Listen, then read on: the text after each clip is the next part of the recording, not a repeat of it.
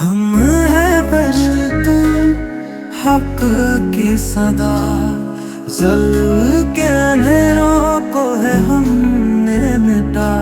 زمین ہماری، حق ہمارا، کب تک سہے گا یہ جسم ہمارا؟ اٹھو کے حق کے لیے لڑنا ہے، ظالم کے ظلم کو ہمیں روکنا ہے، پشتون کی غیرت کو جگانا ہے، یہ جنگ ہم نے جیتنا ہے۔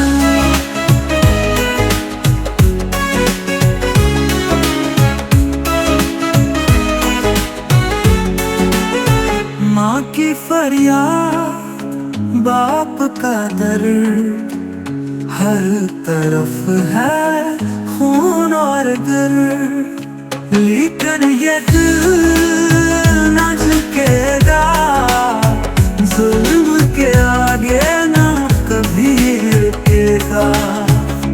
اٹھو کے حق کے لیے لڑنا ہے، ظالم کے ظلم کو ہمیں روکنا ہے، پشتون کی غیرت کو جگانا ہے، یہ جنگ ہم نے جیتنا ہے۔